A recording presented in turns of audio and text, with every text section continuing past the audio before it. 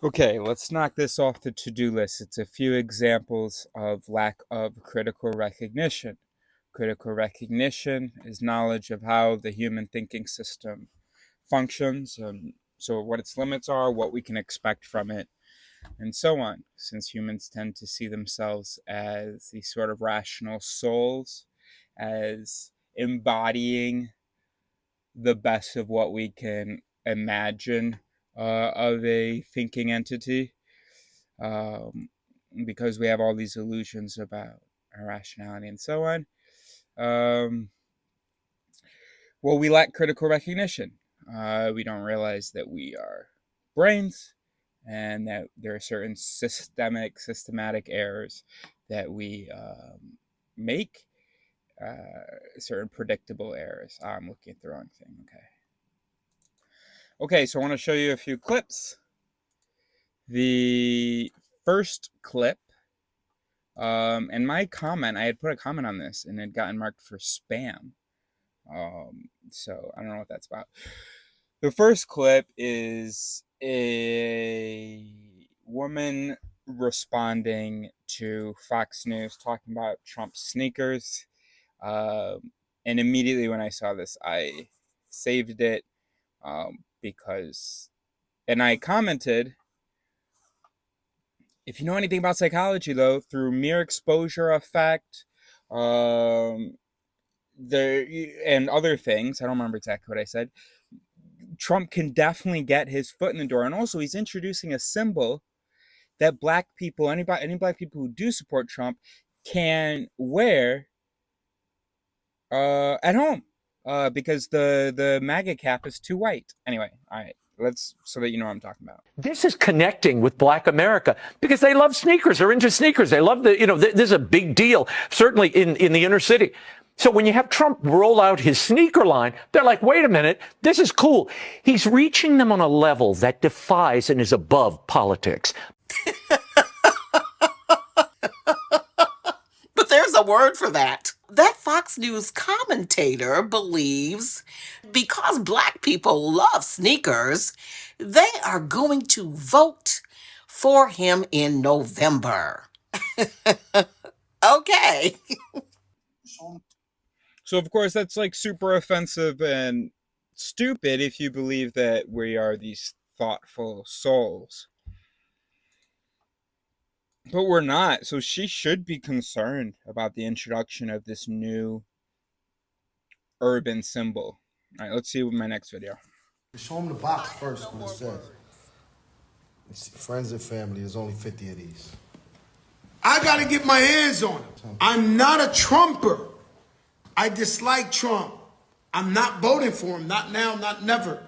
But I'm a sneaker collector into the art, so I had to find these. I'm a sneaker collector. I don't know what none of these guys did. I collect sneakers. The rarer, the better. I didn't pay for these sneakers. They knew I had to have them because I'm the biggest in the game. And what's so great about this move from the Trump team is that because we lack critical recognition, yeah, you introduce this symbol. So now people can wear this symbol of Trump without necessarily identifying with him. Anybody can say what Fat Joe said. That's just about sneaker collection. People who do support, no, wait, hold on. People can wear the symbol without necessarily being associated with supporting Trump. They can appreciate Trump and be able to deny it.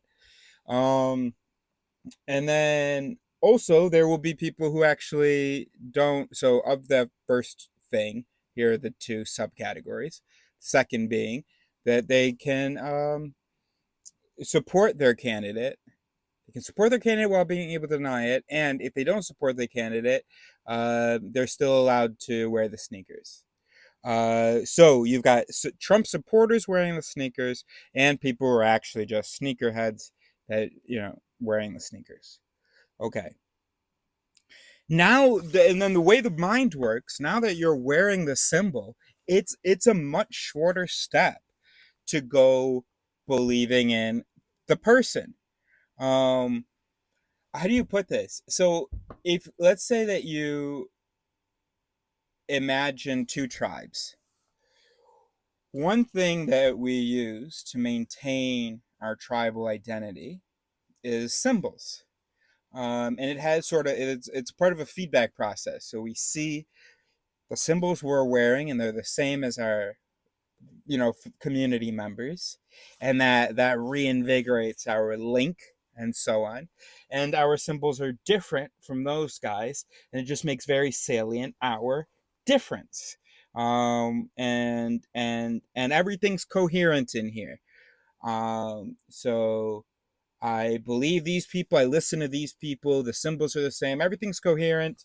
And then for those people, I don't listen to them, I don't like them, they're wrong, and they have those symbols.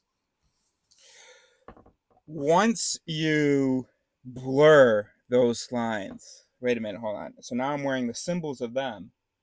The brain starts to have trouble, but are they the bad guys? Because we have their symbol actually. And symbol, it's part of the feedback process of sort of who I bond with. So it's actually an enormous step. I don't know whether I explained it well.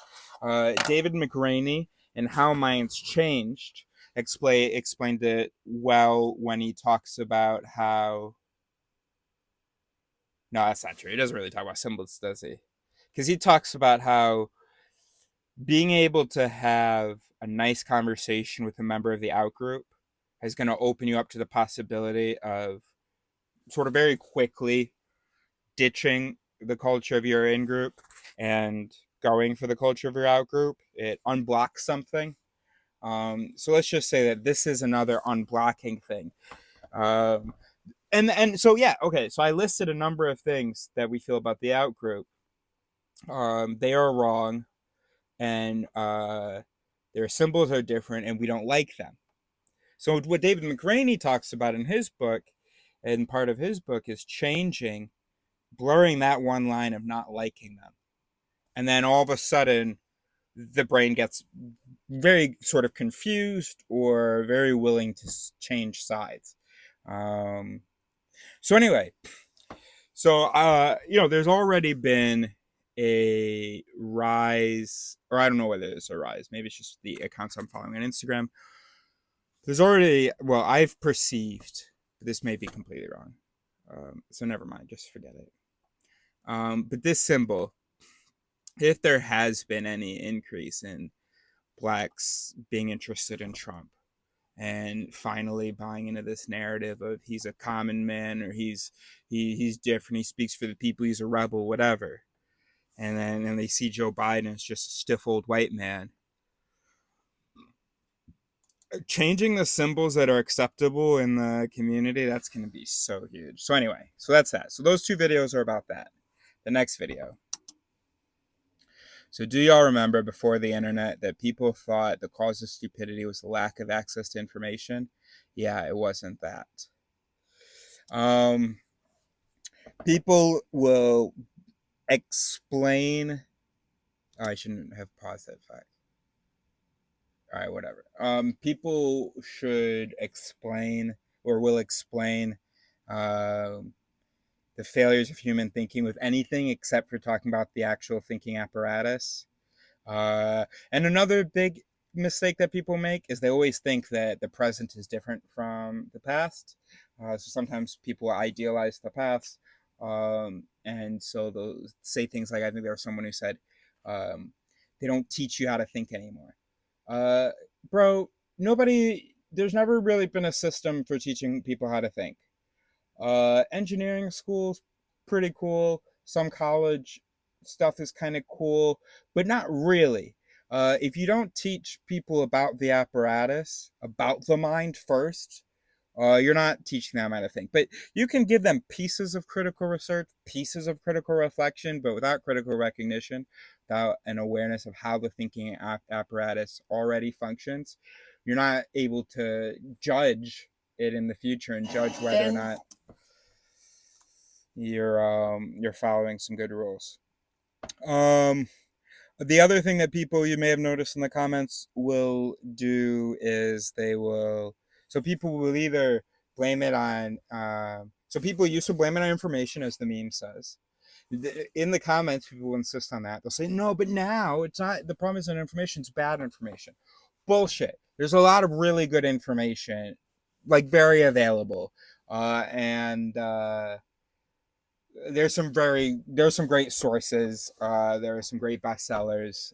Anyway, or people will blame it on we're not being taught how to think, or people will blame it, and which is part of it, but really, how do we already think is the important part.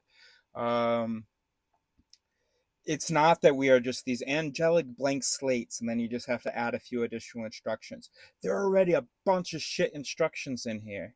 We need to know what those are, and then what the other instructions are, knowing how to write those in given the instructions that are already in here. People talked about emotion. People talked about specific political parties and groups. Yeah. All right. Anyway, and then the last one. Then one is caught. It's the signal the others have been waiting for.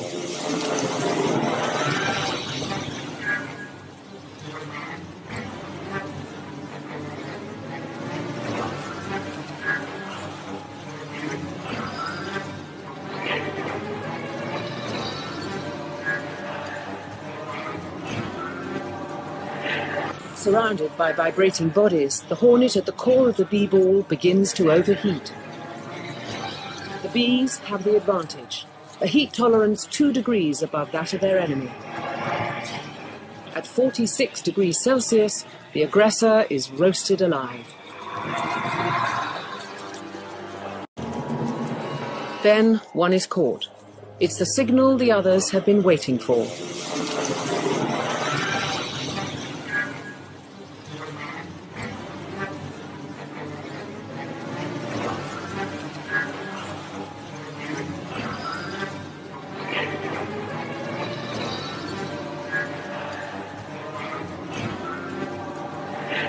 Surrounded by vibrating bodies, the hornet. Because people, I swear to God, why do y'all think we're so special? We literally, like, all the evidence is the contrary. We are biological entities on this planet, just like every other entity, well, animal entity here, and plant entity. Why do y'all think it's so annoying? I just wish I could snap you out of it. Stop with the magic consciousness thing. Oh, in the animal world, they operate on instinct, and then we think everything through. Bullshit. It's all instinct. Just because some of the instinct sort of you experience or it takes a little longer, doesn't mean you couldn't describe it as instinct in almost every sense of the word instinct, except for the sense where it's like something you feel and happens instantaneously, and something you don't really understand.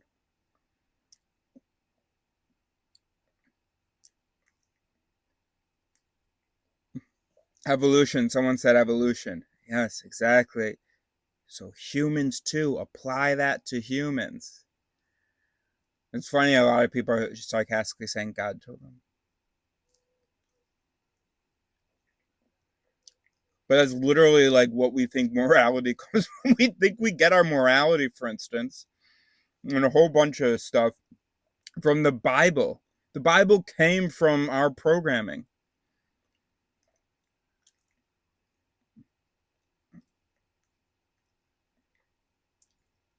Not that smart. Bees are not smart. Just have programming for that.